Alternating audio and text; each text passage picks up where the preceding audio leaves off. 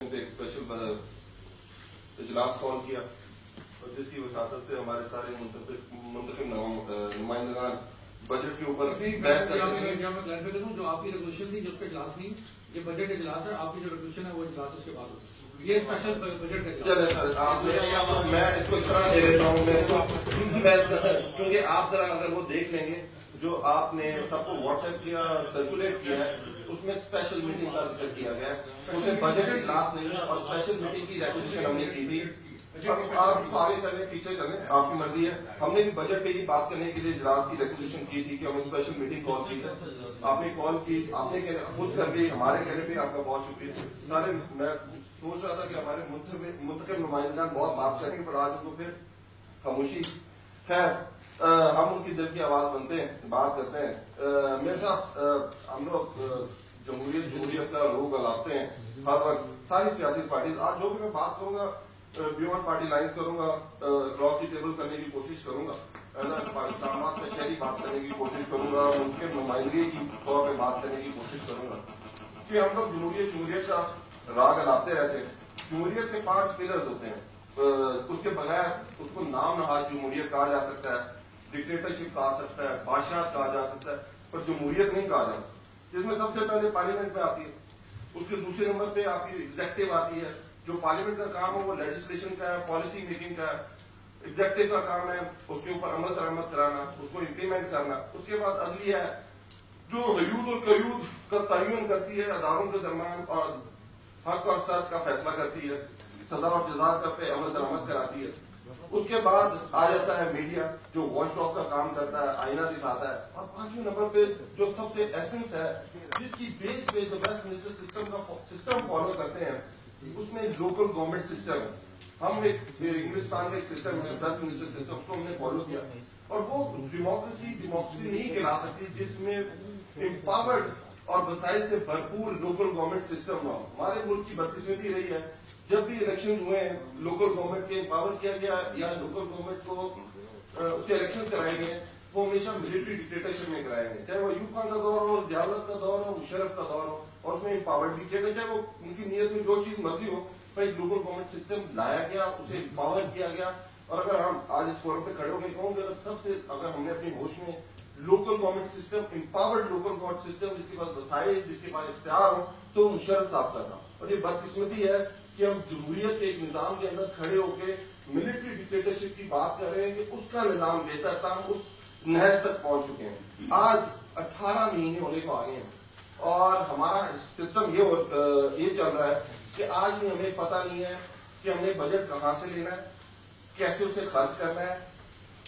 हालत ये कि आप अपनी सारी की सारी स्कीम्स बना के सारे मेट्रोपॉलिटन जितने मेंबर जो मुंतखब भी हैं और जो दूसरे भी हैं, जो डायरेक्टली और इनडायरेक्टली हाउस का हिस्सा है, उनको अपनी स्कीम्स मांगी। सब आपको उस वक्त अगर याद होगा तो हमने खड़े होकर बात की कि खुदारा ये स्कीम हमसे मत लें अगर ये बजट हमें नहीं मिल सकता। आपको हमने कहा, क्योंकि जब आपको मेरे साथ शायद पता हो या ना पता हो कि जब आप स्कीम्स लेने जाते हैं अपने यूनियन काउंसिल में लोगों को के साथ इंटरेक्शन करते हैं, तो लोगों की आपके साथ एक्सपेक्टेशंस हाई हो जाती हैं। और जब आप उनको बजट, जब हम आप जाकर उनको जवाब देंगे, आज घर जाएंगे, लोग आके पूछेंगे आपका बजट इजलास था, तो बताएं उसको क्या जवाब देंगे कि हमारी हमारी फेडरल गवर्नमेंट ने इस साल भी बजट में एनसीआई के लिए 1 रुपया नहीं रखा। और जो आप बात कर रहे थे यानी साहब, केपीके की मिसाल, सिंध की मिसाल, केपीके में बजट एलोकेशन 30 बिलियन रुपीज है लोकल गवर्नमेंट की, जो डिवॉल्व होकर विलेज काउंसिल तक जाएगा। और उसके बाद आपकी दुनिया की जितनी भी आप लोकल गवर्नमेंट सिस्टम देख लें, आपने फॉलो भी किए होंगे, इंग्लैंड देख लें, काउंटी सिस्टम देख लें, आप अमेरिका देख लें, ये सब्सिडाइज्ड होते हैं।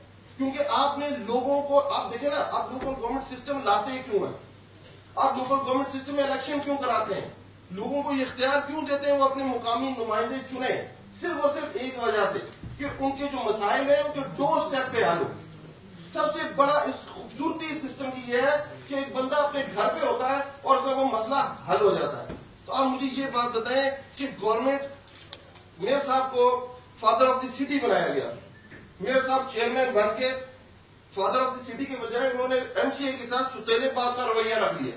मेयर साहब आपको इसलिए ये बात कर रहे हैं कि आप कस्टोडियन ऑफ द हाउस हैं, हमने आपसे ही एक्सपेक्ट करना है आप ही ने हमें बजट लेके देना है, आप ही ने हमें बाइख्तियार करना है। अगर आप एज ए चेयरमैन सारे प्रिविलेजेस, सारे पर्क्स एंजॉय कर रहे हैं, तो ये सारे मेरे मुताबिक ये लोग 12 लाख वोटर के नुमाइंदे बैठे हों। कुछ लोग बेचारे किसी मजबूरी की वजह से चुप है, पर उनके दिल की आवाज ये है कि रोज गालियां खा खा तंग आ गए ये लोग। आप ये देखिए कि 18 महीने आपकी कारकर्दगी की बात करता हूं मैं। आप हमारा सिस्टम बना, सबसे पहले जो हमें मसला पेश आया, आप मेयर साहब आपका इलेक्शन नहीं हुआ था, मैं आपको एक बात बताना चाह रहा था, आपका इलेक्शन उस वक्त नहीं हुआ था। हमें कहा गया मेयर साहब के इलेक्शन को आप कंटेस्ट करें। हमने कहा वो हुकूमती जमात है, उसने ज्यादा सीट्स नहीं है, ये उनका प्रोग्रेटिव है, वो जिस मर्जी को मेयर बने, हम इस चीज में नहीं पड़ेंगे। उसके बाद जब इख्तियारात की बात हुई, इख्तियारात की बात आई, तो आपके सामने यूनियन, जो ऑफिसर्स यूनियन भी थी और जो दूसरी सीटें भी थी, वो अदालत में चले गई। आपके साथ ऑपोजिशन खड़ी हो गई, आपके साथ पूरा हाउस खड़ा हो गया, आपका शाना बिशाना आपके बाजू बनने के लिए तैयार हो गया कि हम इस चेयर को बाइख्तियार बनाना चाहते हैं, चाहे जो भी इस चेयर पे है। आज आप है, हम आपको बाइख्तियार देखना चाहते हैं। हम अदालत में गए, हमने अपना वकील किया। उसके बाद आपको याद होगा कि आप जब चेयरमैन मिले 4-5 महीने पहले, तो आपके खिलाफ दोबारा लोग अदालत में चले गए और हमें अप्रोच किया गया कि जी ये देखें, ये आपके साथ तरीके इंसाफ के साथ ज्यादती हो रही है, इनको आप उनका चेयरमैन बना देंगे, मुल्क के काम होंगे। हमने कहा हम समझते ये हैं कि अगर mayor of Islamabad, chairman of Islamabad भी होगा तो एमसीआई मजबूत होगी, एमसीआई के लोगों के काम होंगे, मुंतखब नुमाइंदों के काम होंगे। पर आप आज ये देखें कि हमने इजलास चलाया, इजलास चलाने के लिए हमने मुख्तलिफ कमेटीज बनाई। बजट का आपको मैं पहले बता दिया। अब मुख्तलिफ कमेटीज में आज आजम भाई नहीं है, पानी की कमेटी बनी, मेहताब साहब की खोखे की कमेटी बनी, आपकी इंक्रोचमेंट की कमेटी बनी, आपकी सैलरीज की कमेटी बनी। आज मुझे बताएं, अगर मैं पानी को लेता हूं तो 18 महीने पहले शदीद बहरान था, आज वो संगीन बहरान बन गया। आज 484 खोखे का मसला वहीं का वहीं खड़ा है। अगर आप एनवायरमेंट ले लें, आज भी पास के हालात आप जाके देख सकते हैं, एनवायरमेंट के हालात जाके देख सकते हैं, कोई बंदा सीडीए का काम करने को तैयार नहीं है। आपके एनवायरमेंट विंग, जिसमें शेख सलमान साहब जिसके डीजी हैं, वो एमसीए को मानने को तैयार नहीं है। रशीद साहब और आपके साथ उनकी हमारी मीटिंग में, वो उस मीटिंग में भी नहीं है। उसके बाद हमारी सैलरीज की कमेटी बनी, उन्होंने पूरे हाउस में मुश्तरका उस पर रिकमेंडेशन दी, आज तक उसका भी कुछ नहीं हो सका। इसकी वजह क्या है? इसकी वजह यह है कि जब तक कमेटीज का, मैं कमेटीज को इसका मुर्दे इल्जाम नहीं ठहराता, कमेटीज के उसके जो मेंबरान है उसको मुर्दे इल्जाम नहीं ठहराता, जब आप कमेटीज को बाइख्तियार नहीं करेंगे, कमेटी को वसाइल नहीं देंगे, तो कमेटीज में इन मेंबरान की दिलचस्पी खत्म हो जाएगी, ये काम नहीं करेंगे। क्योंकि आप किसी बंदे को ना रिकमेंड कर सकते हैं, ना किसी बंदे की ट्रांसफर कर सकते हैं, ना आपके पास कोई फंड मौजूद है जिसके ऊपर आप काम कर सकें। आज हालात ये हो गए हैं कि आज बजट इजलास है और आप कोरम का अशर देख सकते हैं। क्यों? इसलिए कि आप सारे जो इलेक्टेड लोग यहाँ बैठे हुए हैं, उनकी दिलचस्पी इस हाउस से खत्म होती जा रही है। अब लोग तंग आ चुके हैं। मेरे साहब अब ये देखें कि मैं फेडरल गवर्नमेंट की बात करता हूं। फेडरल गवर्नमेंट के 2 इदारे हैं, फेडरल गवर्नमेंट के 2 इदारे हैं, एक कैड मिनिस्ट्री है और एक एमसीआई है। आप ये देखें कि गैर मुनसिफाना तकसीम चेक करें कि एमसीआई के लिए 1 रुपए का बजट नहीं है फेडरल गवर्नमेंट के पास 2 साल से। कैड मिनिस्ट्री के पास उसका बजट भी है, कैड मिनिस्ट्री के पास ग्रांट्स भी हैं, कैड मिनिस्ट्री के जो मिनिस्टर है तारिक फजल चौधरी साहब के पास, उनके पास सवाबदीदी फंड भी मौजूद है। और दूसरी तरफ आप देखें एमसीआई जो हकीकी नुमाइंदे हैं, मैं बिला तफरीक बात करूंगा सर, हम उस हर बजट, हर सवाबदीदी फंड, हर उस ग्रांट के खिलाफ हैं जो किसी एमएनए या किसी मिनिस्टर के थ्रू एग्जीक्यूट हो, चाहे वो डॉक्टर तारिक फजल चौधरी हो, चाहे वो एमएनए असद उमर हो। ये इख्तियार लोगों ने अपने वोट के जरिए मुंतखब नुमाइंदों के एमसीआई को दिया है। ये सारे के सारे पैसे, ये सारे के सारे फंड ये एमसीआई में आने चाहिए। मिनिस्टर्स का काम है पॉलिसी मेकिंग करना, एमएनएस का काम है लेजिस्लेशन करना, उनका काम नहीं है गलियां पक्की कराना, सैनिटेशन का काम करना, इन्वायरमेंट को देखना। अगर ये सिस्टम बन गया है, अगर आप इसमें जान डालना चाहते हैं मेरे साहब, आपको इस सिस्टम को एम्पावर करना पड़ेगा। अगर आप इस सिस्टम को एम्पावर नहीं कर सके, आज जितने लोग हैं यहाँ, तो आप थोड़े से बाद उन लोगों को बाहर देखेंगे।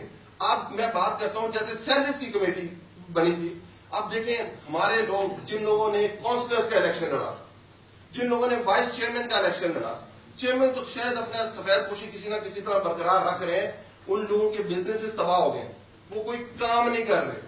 आप, अगर हम उन लोगों को बेसिक सैलरी भी ना दे सकें, तो बताएं वो कल इस सिस्टम के खिलाफ होंगे या इस सिस्टम के हक में खड़े होंगे।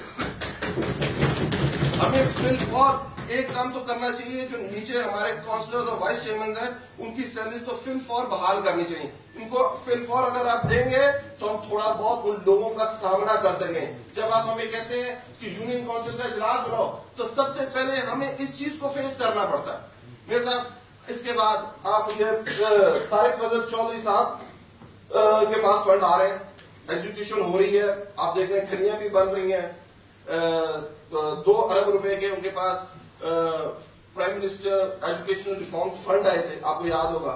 अब जरा उनकी कारकर्दगी मैं बताता हूँ कि 2 अरब रुपया उनके पास आया, और अच्छा देखिए मसला क्या है। अगर मैं उनकी बात सुन गया मेरे साथ, मुझे मसला ये है कि एक तरफ बजट मिल रहा है और दूसरी तरफ एमसीए को 1 रुपए का बजट है। अगर उसकी कारकर्दगी देखें तो सिफर बटा सिफर है, और जब कारकर्दगी इधर जिसको बजट कुछ भी नहीं मिला, फिर भी ये सारे चेयरमैन अपनी जेब से लोगों के काम करा रहे हैं। अगर हम इसका गैर मुनसिफाना तकसीम के खिलाफ नहीं खड़े होंगे, तो मुझे बताएं कल लोग हमारे गिरबान पकड़ेंगे। मैं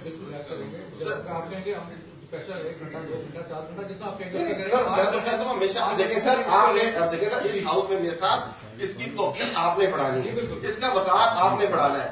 आप मुझे बताएं कि कितनी रेजोल्यूशंस पास हुई हैं इस हाउस से। पिछली दफा आप नहीं थे, डिप्टी मिनिस्टर रिफत साहब ने इजलास कंडक्ट किया था, वो सब की सब रद्दी की टोकरी में चली गई। मैं आपको कहते हैं इसी हाउस से रेजोल्यूशन पास हुई कि महीने में 2 इजलास होने चाहिए, आज तक 2 इजलास नहीं हुए। उसके बाद पिछले इजलास में हुआ कि एक सीडीए ने के बोर्ड ने और सीडीए ने पूरे इस्लामाबाद के सबर्ब्स में एक लोगों को कहा है कि आईएसको और एसएनजीपीएल के अगर आपको मीटर्स चाहिए तो आपको एनओसी लेना पड़ेगा सीडीए से। पूरे हाउस ने मुश्तरका ये करारदाद पास की कि आप उसको नल एंड वॉइड करा दें, उसके ऊपर कोई इम्प्लीमेंटेशन हुई। अगर सारी रेजोल्यूशंस का यही असर होना है मेरे साहब, तो इसकी तौकीर और ये जो लोग आज बेतौकीरी की झलक दे रहे हैं आपको, इसका मैं जिम्मेदार आपको ठहराऊंगा। अगर इस सिस्टम